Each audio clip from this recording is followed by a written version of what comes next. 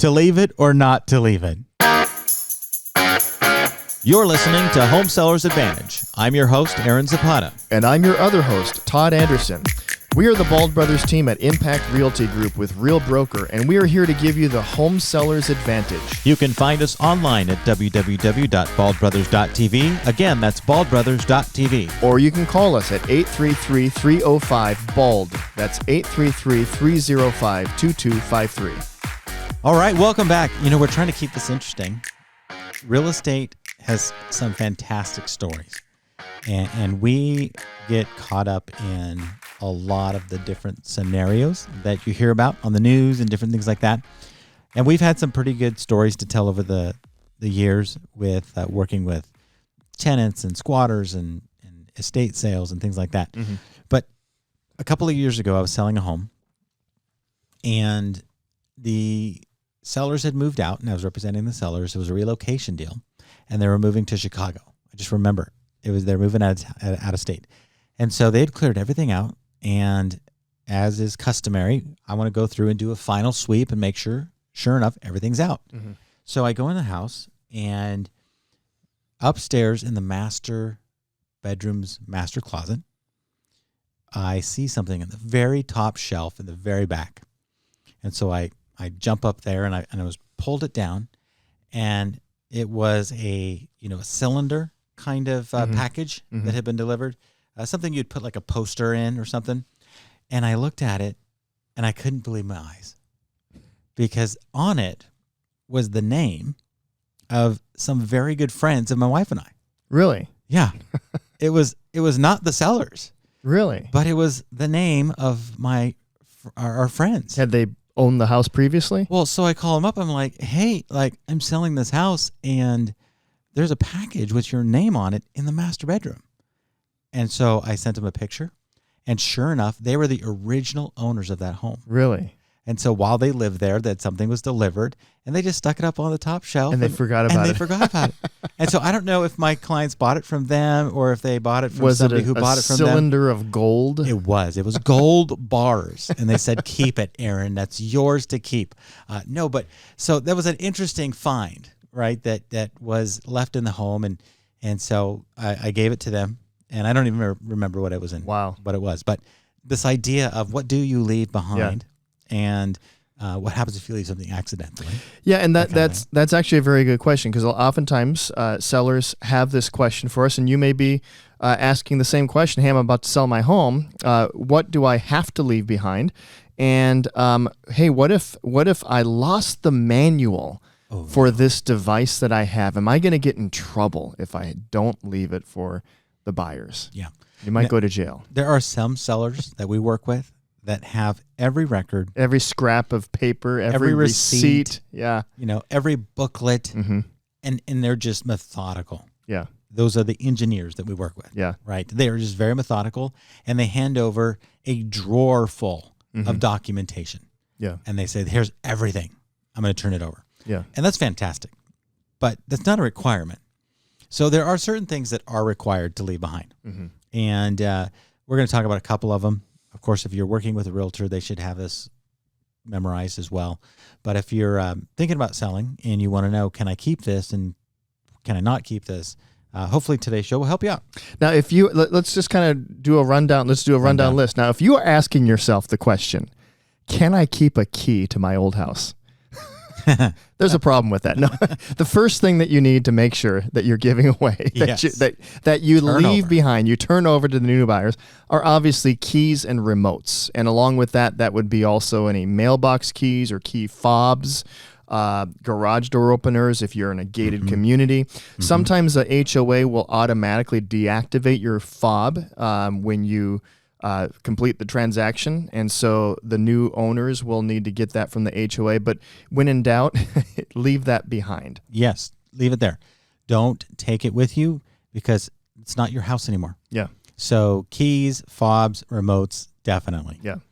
We've had the obvious question about, well, what about the appliances?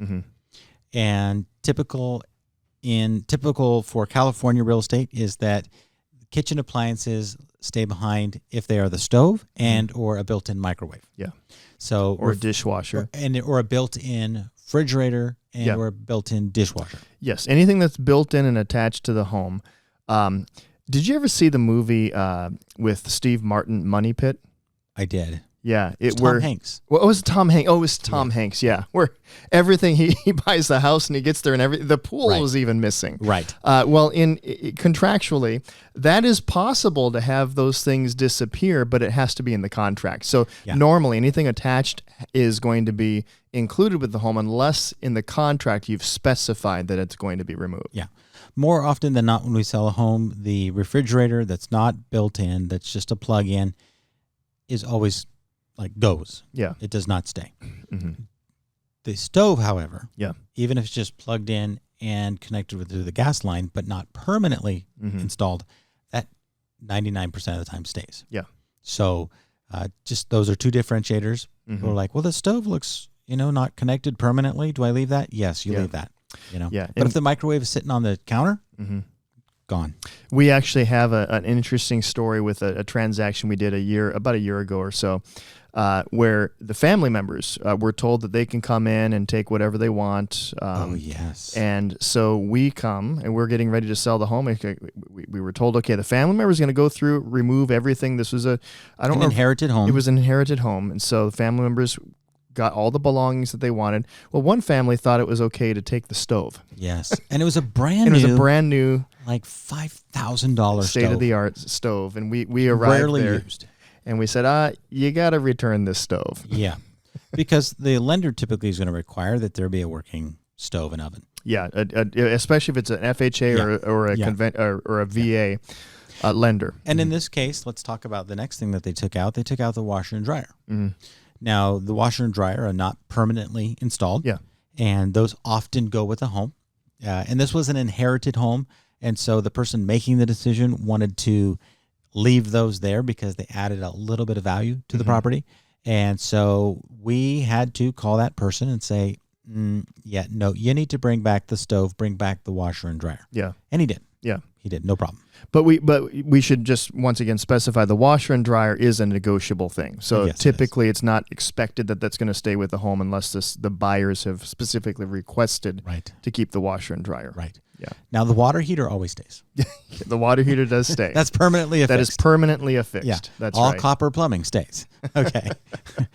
So as in that movie, you can't remove the pool unless it's a doughboy, I guess. I guess so. If they say, get out of here.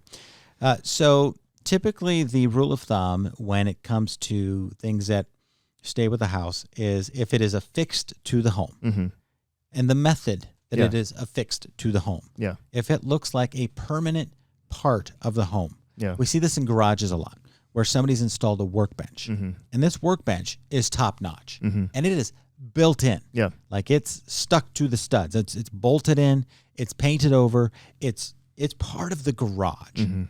If somebody walks in and sees this thing and they say, wow, that looks like it's part of the garage, that's probably a good indicator that the expectation is that it stays. Unless explicitly it says go. Yeah. Get rid of that. Yeah. But we see that in the garage a lot. Yeah, and so we do recommend if you are asking yourself this question, I've spent a lot of money on this thing, you need to make sure that you tell your realtor, and hopefully your realtor is the Bald Brothers team, but if not, tell your realtor, hey, we need to make sure that when we enter the contract that this workbench is excluded. It's specifically written in the contract. You don't want to end up having problems after the close of escrow. The other big thing that we come across is chandeliers or light fixtures that are of value to the homeowner. Yeah. Hey, custom chandelier that costs thousands of dollars. Right. Or a handmade, lighting fixture over the dining table. Those things, we always say, if you're going to take them with you, those need to be replaced prior to going on the market. Yep. We always say that. Yeah. Remove that, put a replacement in its place so that there's no question when the buyer comes in. The last thing that you want to do is have a buyer buy the home based off of the condition, and all of a sudden they come do their final walkthrough, or they move into the house and all of a sudden they find out it doesn't look like it did in the pictures. It's a different chandelier. It's a different type of ceiling fan or whatever the fixtures are, or it's a completely different stove. Let's say that you like the stove. Well, I'm just going to replace it with a different stove. Well, if it's a completely different stove, different brand, different make, different value, that could be an issue. And it will likely be an issue. So you want to make sure you start to market the property with what's going to stay with the property. Yeah. So other things that are random. If you have a set of plans, things that you've done to the home, perhaps you built the home, you did an addition, and you have plans from the architect, plans from the contractor, those are good things to pass over. Yeah, let's just say manuals and paperwork. And paperwork. You might have manual for your dishwasher. That's fine, but you also might have some paperwork pertaining to additions that you've done. What if I manually wash the dishes? Well, yeah, I guess you could.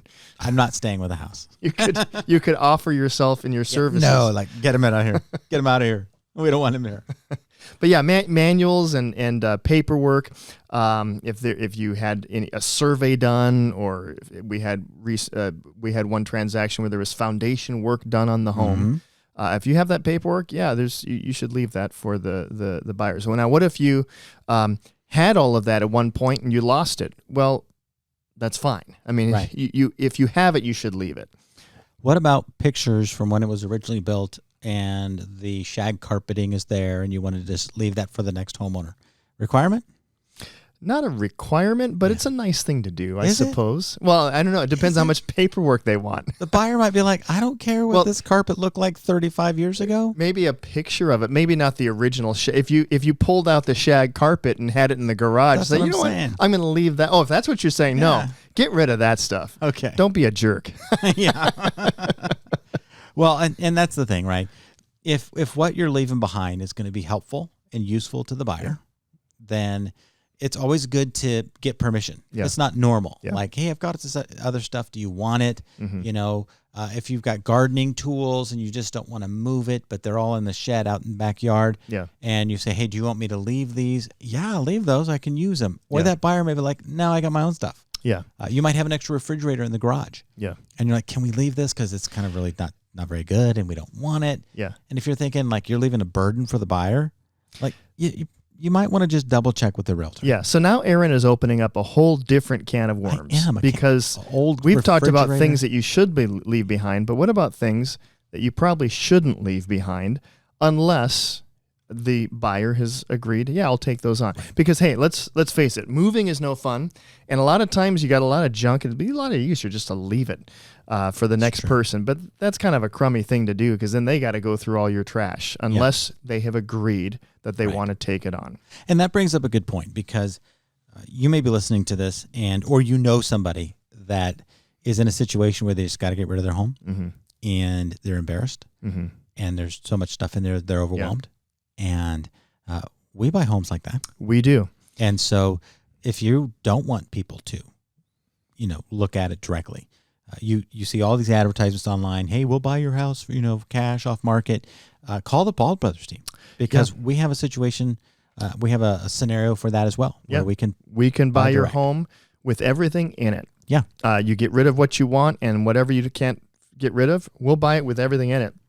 We have our own services that will go through and remove all of that stuff out of the home. So we can take that on for you. And so that is definitely a potential scenario. But that is the category of stuff that perhaps you shouldn't leave behind unless you have some sort of an agreement. Hey, what about what about it? What about trees and shrubbery? Ooh, good question. That's a big question that comes up because what if it's a potted plant? It's not affixed to the property. I got a really insane story. Okay. And we were selling a property, not we, but somebody from the company that I worked at the time. And this goes back over 20 years now. So it was a long time ago. I don't remember the names. I do remember the house and the street and the city because I see it in my head. But we had a seller who had an addiction and a problem. Okay. And he was basically selling the home because it was being foreclosed on. And so this was not a happy scenario. And the guy was a little paranoid. So he made some threats against us. And we're just, you asked us to sell the house. We got to sell it. He said, I don't care if the house sells. I'll fill it with gas and light a match. And he literally threatened to blow up the house. Yeah. And we're like, that's not a good idea. You need the money. Just move on. And so he ended up moving on. Mm-hmm. But between the 48 hours of when we closed and when the buyer got there to get the keys, there was something missing from the front yard. And that is a king palm tree. Oh, yeah. A king palm tree. Now, those are those big ones that you see in Palm Springs. Yeah. And, on Rodeo Drive, like the big, thick ones. Those are expensive. Well, at the time, that was a $10,000 tree. Yeah. And what he left in its place was a giant hole. The guy had sold his palm tree. Yeah. The day escrow closed, and had a company come with a big digger, and they just took it right out of the ground, put it on the truck, and was gone. Mm-hmm. We don't know where it went. All we know is that we had a giant hole in the front yard. Yeah. That is not okay. Yeah. That is not okay. Anything that is permanently planted, unless otherwise agreed to, yes, stays with the home. That's right. So potted plants on the back patio, not permanently planted, should go. Yep. Unless the buyers say that they want it. Yeah. And a lot of sellers are like, I'm taking it with us. And then they get a bill for like the estimate of what's going to be to move it. Like, do you guys want it? Yeah. I think we changed our mind. Does the buyer want that? And we got to go to the buyer. Hey, buyer, do you want it? Yeah. Yes, leave those. We really like them, but we didn't want to. And, along with potted plants, it brings up other things like patio furniture and those sorts of things. Ask your realtor. And once again, hopefully your realtor is the Bald Brothers team. But ask if you have a question about it, it's always best to ask than to assume. Don't assume anything. Don't assume. It's always best to ask. And but yeah, we get those questions. Hey, I'll say another one that is a question that people ask. Things that are affixed to the property. Well, today, what do you do with your flat screen televisions? You mount them on a wall mount, and attach that to the wall. So does that mean that the television should go with the home? The television, no. But the mount, yes. Yes. And there is actually, on the California residential purchase agreement, there is a spot where you can specify, the buyer can specify that they want those mounts to be included. So actually, some of these things that might be a question, there is actually a place on the purchase agreement where you can actually specify some of these commonly requested items. If you have a pool, don't take the pool, and also don't take the pool equipment. Yes, don't take the pool equipment. Yeah, the cleaning equipment. And if it's a custom fitted netting that goes safety fence or a net, that is built for that property. For the pool. So if it's custom like that for the property, should stay. And if it's the pool cleaning, sweep, definitely stays. Yeah. Now, if you want to take your pool noodles, you can take those. Take your noodles, but leave the pool cleaning equipment. I'm just looking at the list of sales that we had last year and trying to think through anything that was not taken. This one had a freezer in the garage that was left, gorilla racks that are not built into the ceilings that were on the wall. They left those for the buyer. Those can go. Some have furniture inside and out that gets left. Some buyers want the furniture, and that gets negotiated separately and apart from, typically. This one had an outdoor barbecue island. Now, there's two kinds of outdoor barbecue islands. There's the kind that are on little rolling wheels that look permanent, but they can be moved. And if by definition it's not affixed and it's movable, you could argue that it is not staying. Yeah. And so we've been in the position before, in full transparency, where we did not write in the barbecue island because we didn't know that it was movable. Yeah. And we had to clarify that. Yeah. Thankfully, we've never had one disappear. But we have had to clarify to make sure it stayed. Yeah. Otherwise, the Bald Brothers team, I think at that point, would have been buying a barbecue island. And those are not cheap. He already said outdoor equipment, furniture, patio furniture, and the like. Those all typically go. Yep. Windows and doors, stay. They stay. Okay, good. Just making sure we're on the same wavelength. I think most of the obvious things you should already know, but there are some things that are not so obvious. One last thing. Yeah. Security cameras. Oh, yeah. So a lot of people have the Ring doorbells, and those definitely need to be discussed. Yes. Because and smart thermometers, like inside the thermostats for your Nest, or for your whatever, like those are attached to your online accounts, and so those things have to be discussed and reviewed to make sure there's clarity, because those are not cheap. Yeah, installing a Ring doorbell that you swap out and put a different doorbell, or you take a smart thermostat and replace it with a cheaper one, an old one, like all of those things cause problems. Yeah. And once again, on the purchase agreement in California, there is a space where that can be specified. Yeah. So, yeah. Well, we hope you found this list helpful. I'm sure you have other questions.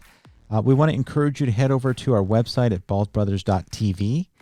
We also want you to call us if you're thinking about selling, because I'm sure you have some questions and I'm sure you have some crazy stories. And we do want to say thank you to those that are commenting and leaving their comments on our YouTube channel. You can head over there. Just look for Bald Brothers Team YouTube, and you'll find us there. We've got a lot of new subscribers that have been joining us, so welcome to the team. It's fun to see that happen. And if you are thinking about selling or buying real estate in Southern California, we want to be your first call. If you're thinking about buying or selling real estate outside of California, we want to be your first call and your last call. And your last call. And we'd be here, and we'd love to help you. Yep. All right, until next time, God bless you. Thanks for listening to the Home Seller's Advantage. The Bald Brothers Team is a licensed DBA of Real Broker, licensed by the California Department of Real Estate, number 02022-092. Again, we do not give any real estate, legal, or financial advice. If you'd like to reach out to us, you can call us at 833-305-BALD, or you can reach us online at baldbrothers.tv. Equal housing opportunity.